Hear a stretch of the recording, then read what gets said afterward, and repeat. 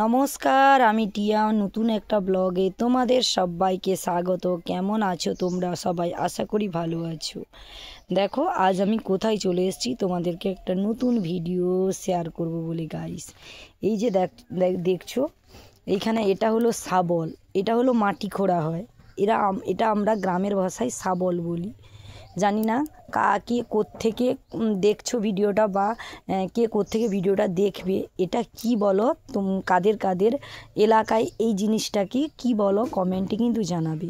এই জিনিসটা হলো আমাদের এখানে এটাকে মাটি খোঁড়া হয় বলে, এটাকে এই মাটি খোঁড়া জিনিসটাকেই বলা হয় শাবল। এর নামই শাবল।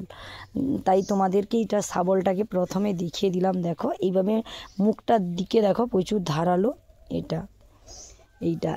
এই যে দেখো গ্রামের মানুষরা কিভাবে মাটির উনুন বানায়, তাই তোমাদের সঙ্গে এই ব্লগে পুরোটাই শেয়ার করব। দেখো এইভাবে কি সুন্দর করে মাটি খুঁড়ে নেওয়া হয়েছে, এইভাবে গর্ত। এটা হলো দুটো চুলি হবে, দুটো মুখ চুলি হবে আর কি, যেটা আমরা গ্রামের ভাষায় চুলি বলি, বাংলা ভাষায় একে বলা হয় উনুন। তাই তোমাদেরকে বাংলা ঘরোয়া দুটো আমাদের আঞ্চলিক ভাষাটা, যে মেদিনীপুরের আঞ্চলিক ভাষাটা তোমাদের সঙ্গে শেয়ার করলাম। বাংলা আর আঞ্চলিক ভাষা আমাদের মেদিনীপুরের, সেটাই তোমাদেরকে তুলে ধরার চেষ্টা করব। দেখো কি সুন্দরভাবে গর্ত খুঁড়ে নেওয়া হয়েছে। এই যে দেখো, আর এই যে দেখো মাঠ থেকে, মাঠ নয়, আমাদের এইখানে একটা ছোট্ট খাল আছে, বাইলা, গ্রামের ভাষায় আমরা বাইলা বলি। খাল তো বাংলা ভাষায় একে খাল বলা হয়।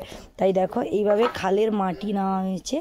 মাটি নিয়ে একে ভালো করে অল্প একটু গমিয়ে, একটু খড়, মানে যে ধানের যে গাছ, তাকে কুচিয়ে খড় দেওয়া হয়। অনেকে দেয়, আবার অনেকে দেয় না। এইভাবে এটাকে ভালো করে মাখাতে হবে। এই যে বালতির জল আছে এখানে, ভালো করে মাখিয়ে, এই যে গোটা গোটা মাটি দেখছো না, পুরো এরকম কালার হয়ে যাবে।